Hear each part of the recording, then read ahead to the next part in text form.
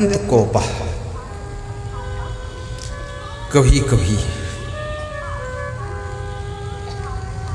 माँ बाप को क्रोध आता है अपने बेटे और बहू के ऊपर। वह क्रोध भी बेटे और बहू के लिए नुकसान तो करता है, पर माँ बाप का क्रोध माँ बाप की जिंदगी को तबाह कर देता है। और माँ बाप अकेले पड़ जाते हैं। जिस दिन से सास ससुर बन जाओ उस दिन से समझ लेना 80% तुम्हारा पावर खत्म हो चुका है। अब नया चुनाव हो चुका है, नई बहू आ गई है, अब उसका शासन आ चुका है। अब तुम राज्यपाल बन गए हो, मुख्यमंत्री नहीं हो।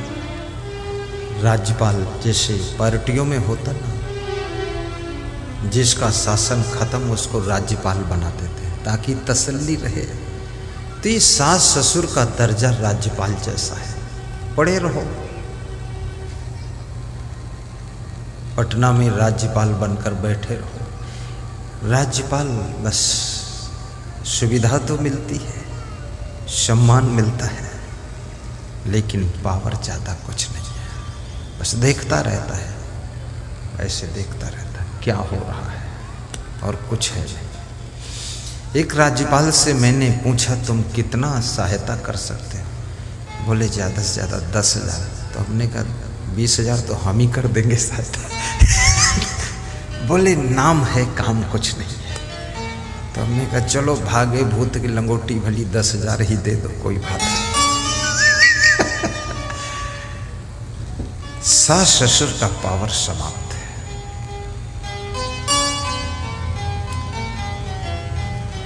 और कितना बड़ा अधिकार हो तुम्हारे पास, अधिकार का कभी अहंकार मत करना। कितनी सासुएं अपनी बहुओं से कहती हैं अपना झोला बांध लो, जहां से आई हो वहां चली जाओ। ये अति क्रोध की बात है। अगर ये बहू जहां से आई है वहां चली जाएगी तो तुम्हारे वंश का आगे संचालन कौन करेगा? पोता कहां से पैदा होंगे? आगे की जनरेशन बंद हो जाएगी, पीढ़ी समाप्त हो जाएगी। अब बुढ़ापे में क्यों इतना अहंकार कर रही हो सासू जी? मान जाओ, ठंडी हो जाओ, बिस्कुट खा लो। लबझब बिस्कुट खा के लाबड़ झाबड़ काम मत करो। ठहाका नमकीन खा के ठहाका लगाती हो। ऐसी बात अपनी बहू से मत बोलो। ये घर बहू के हाथों में सौंपने का वक्त आ गया। और बहुओं से भी कहूँगा, ससुराल में जाकर के 2 चीज़ों का त्याग करो, क्रोध का त्याग करो और आलस्य का त्याग करो। कितनी बहुओं का आलस्य और क्रोध, गुस्सा ससुराल में एटम बम का काम कर रहा है। और आजकल की न्यू मॉडल की बहुएं,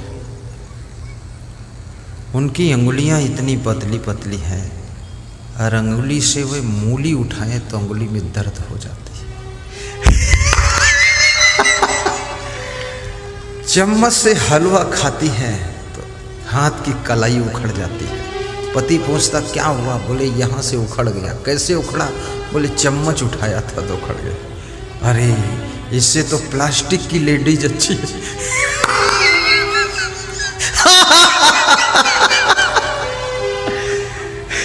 इतनी लचपचही, इतनी ढिलढिलही, सिलसिलही। अरे स्ट्रिक्ट होना चाहिए। बहू बनने का अर्थ ये नहीं है कि बीमार हो गई तुम।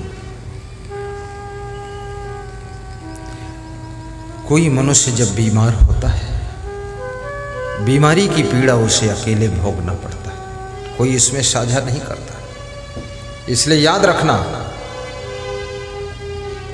मेहनत करिए ताकि आप बीमार ना हो, कम खाइए ताकि आप बुद्धिमान बने रहें, प्रसन्न रहिए ताकि स्मरण शक्ति तेज रहे, हंसिए ताकि आपको नींद अच्छी आ सके, बीपी आपका हाई ना हो, और रोइए ताकि आपका हार्ट अटैक ना हो। कभी कभी रोया भी करो। गहरी नींद सोइए ताकि बॉडी में कोई बीमारी न रह सके। आपको यदि गहरी नींद आती है और गहरी नींद सोते हैं, बीमारी का नामो निशान नहीं रह सकता है। आज मैं 11 बजे भोजन प्रसाद लिया, 11 से 12 दर्शन दिया, 12 से अंदर रूम में गया। ना जाने कौन सा जादू राम अनेक ठाकुर ने चलाया। सोनी देवी ने मंत्र फूंक दिया, यहीं से फूंक कमरे में बेहोश हो गया मैं।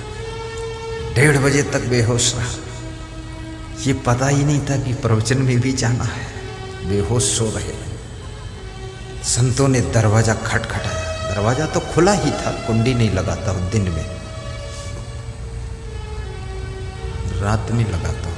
और रात में भी जब नहीं लगाता हूँ तो रात में द्वारपाल जागता रहता है, बैठा रहता गेट पर। तो खूब दरवाजा खटखटाया है तो मेरी आंख खुली। तो मैं सोच रहा था सवेरा हुआ है, कहाँ हूँ कुछ पता नहीं। ऐसा सो जैसे तुम मर गए हो, और ऐसा मरो कि फिर से पैदा हो गए हो। कला सीखो। इस दुनिया में तुम क्या पाओगे, कुछ मिलने वाला नहीं। भ्रमित मत हो जाता। सुबह से लेकर शाम तक करते क्या हो, करना क्या है? बस नहाना धोना खाना पीना यही सब है। जूता चप्पल ठीक करो, पैंट शर्ट यही। भोजन रसोई किचन सब्जी उब्जी तेल कचौड़ी पकौड़ी बनाते खाते रहो। लेटरिन पेशाब करो, स्नान करो, कपड़ा धो, यही लफड़ा है और क्या करना है। और इसी के इंतजाम के लिए दिन भर नौकरी मजदूरी सब करते रहो, भागते रहो घोड़े की तरह। तो कम से कम इतना कर रहे हो तो गहरी नींद सोना भी सीखो। आजकल कितनी महिलाओं को भी बहुत स्ट्रेस रहता है, टेंशन बहुत रहती है। कितनी महिलाएं, इसलिए महिलाएं भी अब बहुत बदसूरत होती जा रही, देखने योग्य नहीं रह गई। बहुत सी महिलाओं को देखो तो ऐसा लगता है कि अधमरी बैठी है क्या, कल तक मर भी सकती है। पुरुषों को देखो तो ऐसा लगता है भूत प्रेत बैठे। ये तो मैं बड़ा मजाकिया सत्संग सुनाता हूं इसलिए हंसते हो। यहां से जाने के बाद फिर मरे मराए जा रहे। जिंदगी की मस्ती कब लोगे? अरे ये लफड़ा खत्म होने वाला नहीं। तुम सोचो बेटा पूरा सुधर जाए, बहू सुधर जाए, सासू सुधर जाए, ससुर सुधर। अरे ये सुधरे न सुधरे, तुम सुधरो और तुम अपनी जिंदगी को गुलाब के फूल जैसा खिलाओ और अपने जीवन में सुख की सुगंध फैलाओ और अपनी जिंदगी को आनंद का दरिया बनाओ। सुधरना होगा सुधरेंगे, नहीं सुधरना नहीं सुधरेंगे। जब रामायण में लिखा है कि जो जस करे सो तस फल चाखा, तो तुम टेंशन क्यों कर रहे हो? करने दो, चखने दो, तुम मुस्कुराते रहो। हाँ,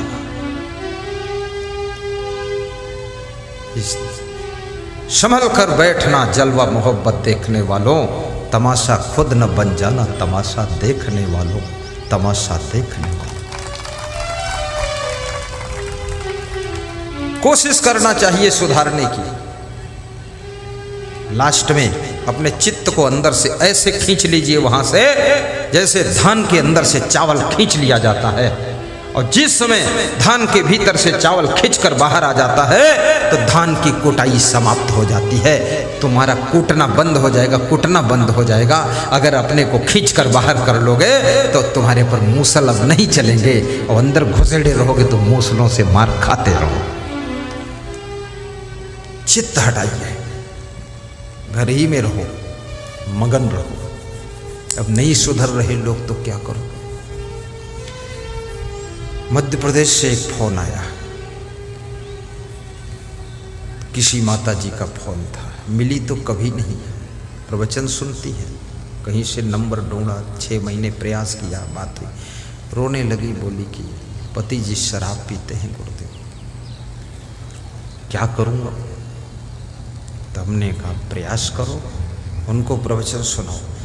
बोले जब सोने आते हैं तो मोबाइल में प्रवचन चालू करके उनके पास में रख देते हो, तो जब प्रवचन में रख देते हो तो इतने नशे में रहते हैं, सुन ही नहीं पाते, क्या करो। हमने कहा भोजन खाते समय प्रवचन सुना दो। भोजन खाते समय जब रख देती हूँ तो कहते हैं कि तुमसे बात करना चाहता हूँ, प्रवचन मत सुनाओ गुरु जी का, डिस्टर्ब होता है प्रवचन से। तो मैंने कहा कि फिर जब स्नान करे बाथरूम में तो मोबाइल चालू करके रख दो। फिर 1 महीने बाद फोन आया, बोले स्नान करते समय मैंने मोबाइल चालू करके रख दिया, स्नान किया, स्नान करते समय पानी सिर पे पड़ा, वो ठंडा हुआ दिमाग, तो आपके शब्द कुछ खोपड़ी में घुस गए, अब शराब छोड़ दिया है, अब सुधर गया है, अब खुशी हो गई है। पति शराब पीता है, पत्नी को पीड़ा होती, दुख होता है। याद रखना, जिंदगी जुड़ी हुई है, आपकी गलतियां दूसरे के जीवन को प्रभावित करती है, इसलिए पतियों को सावधान रहना चाहिए। अच्छे पति बनो, अपनी पत्नी को भी आराम दो, सुख सुविधा दो, प्रसन्नता दो, होश में रहो, कदम में कदम मिलाकर चलो। कितने पति लोग तो इतना पान तमाकू गुटखा पुड़िया खाते हैं, जो उनके पड़ोस में पत्नी मुंह लाती है तो उल्टी हो जाती है, कितनी बदबू आ रही है। अभी इसका मुंह तो ऐसे है जैसे गटर का ढक्कन खुला है, सब बदबू भरी हुई है, गंदगी। ये सब क्या खा रहे हो, कुछ मत खाओ। अति क्रोध करने का स्वभाव सुधारो। और मनुष्य को इसलिए कहा गया कि बड़े भाग्य मानुष तन पावा। क्यों? क्योंकि मनुष्य जैसा चाहे वैसा अपने आप में परिवर्तन कर सकता है, स्वभाव को बदल सकता है। जिसे कुत्ता अपना स्वभाव नहीं बदल सकता, वो जिस जाति प्रजाति का कुत्ता है वैसा ही रहेगा उसका, लेकिन मनुष्य स्वभाव बदल सकता है।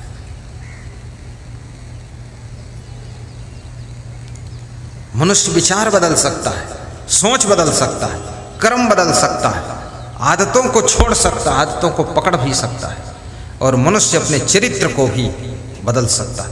मनुष्य में सारी सामर्थ्य है। ये परिवर्तन करने का जीवन है, इसमें अपने को चेंज कर सकते हो। कितने लोग अपने भाई से परेशान रहते हैं, भाई उनको दुख देता रहता है। इसलिए मैं निवेदन करूंगा, भाई बनकर जन्म हुआ है, दुश्मन बन करके क्यों कर रहे हो? व्यवहार ऐसा मत करो भाई के साथ में। साहिब बंदगी भी बोला करो, भाई भाई ऐसे रहा करो जैसे राम लक्ष्मण रहते थे। परिवार में ऐसे रहो जैसे मधुमक्खियां रहती हैं अपने परिवार में। काम ऐसे किया करो मिलजुल कर जैसे चींटियां करती हैं। ऊंची उड़ान ऐसे भरा करो जैसे चिड़ियां ऊंची उड़ान भरती है। और वाणी ऐसे बोला करो जैसे बांसुरी मधुर संगीत निकालती है। अत्यंत क्रोधा, अत्यंत कोपः। परशुराम जी को बहुत क्रोध आता था। आपने उनके कितने मंदिर देखे, कहीं देखा? उनको भी लोगों ने कहा परशुराम भगवान, कह भर दिया मंदिर वंदिर नहीं, क्योंकि क्रोधी भगवान ही जब है तो उसके मंदिर में भगत जाएगा तो भगत के ऊपर ही मार देगा कुल्हाड़ी हो तो। ये क्रोध भगवान को भी छोटा कर देता है। राम और परशुराम में अंतर क्या है? राम के अंदर सहनशीलता है, परशुराम के अंदर बहुत क्रोध है। इसलिए परशुराम भगवान कहलाते हैं, लेकिन छोटे भगवान हो गए। अंशा अवतार कहा गया और राम को पूर्ण अवतार कहा गया, क्योंकि उनमें सहनशीलता, गम खाने की सामर्थ्य है। जिस नारी में गम खाने की सामर्थ्य है, वो नारी केवल नारी नहीं है, वो नारी नारायणी का रूप है, और पूरे घर को वो हंसते हंसते संचालित कर सकती है। गम खाना सीखो। नर में नारायण छुपा हुआ है, नारी में नारायणी का रूप छुपा हुआ है। हे महिला, तुम घर की महिमा हो। इस देश की महिमा बढ़ाने के लिए तुम्हारा जन्म हुआ है। अत्यंत कोपा। कभी कभी गाड़ी चलाते समय तुमको क्रोध आता है, और जब तुम्हें क्रोध आता है तुम तेज चला देते हो। जब तेज चलाते हो तो गाड़ी लड़ जाती है। कल मैं जा रहा था दानापुर तरफ, तो रास्ते में एक गाड़ी देखा, बैंगनार, उसका नाम है बैंगनार। बैंगन जानते हैं, वो सब्जी में बैंगन होता है, वो बैंगन जैसी ही थी। तो ऐसी लड़ी कि बैंगन जैसी कूच गई, आगे से भी कूच गई, पीछे से भी कूच गई। अब बीच में उसका कुच्चा बनकर बना, तो रोटी के साथ खा लो कुच्चा बैंगन। मैं देखा 4-6 लोग खड़े देख रहे थे, दुखी थे, परेशान थे। तो मैंने कहा और तेज दौड़ाओ, पहुंच गए ना, अब यही खड़े रहो, अब इसको खींचने के लिए दूसरी गाड़ी लाओ। अरे मूर्ख, तू क्या दौड़ाता है? मेरी गाड़ी तो फॉर्च्यूनर है, एक बार एक्सीलेटर ले लो तो 110 पर जाती है, और पूरा खींच दोगे तो 180 पर, लेकिन बचोगे, रहोगे, गिरोगे जाकर पुल के नीचे गाड़ी लेकर।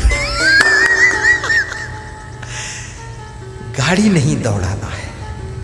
क्रोध में गाड़ी चलाने वाला ड्राइवर गाड़ी और स्वयं और बैठे हुए यात्रियों को भी खतरे में डाल देता है।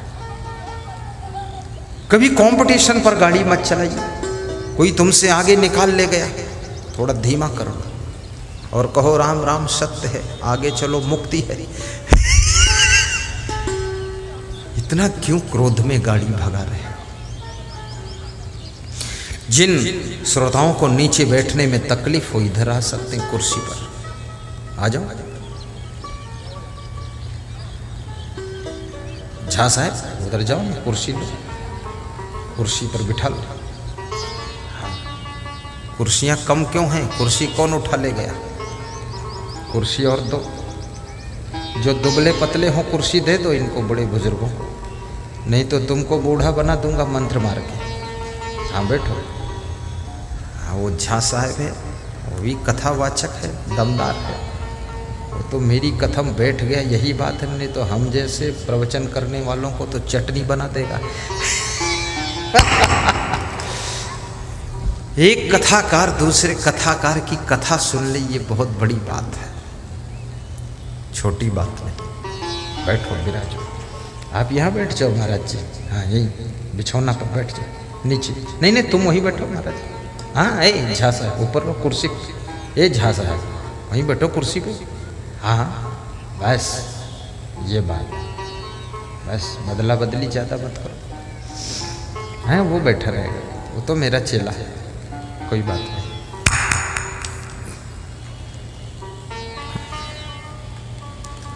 गम समान भोजन नहीं, जो कोई गम को खाए। अम्बरीश गम खाया, दुर्वासा मिलना। अत्यंत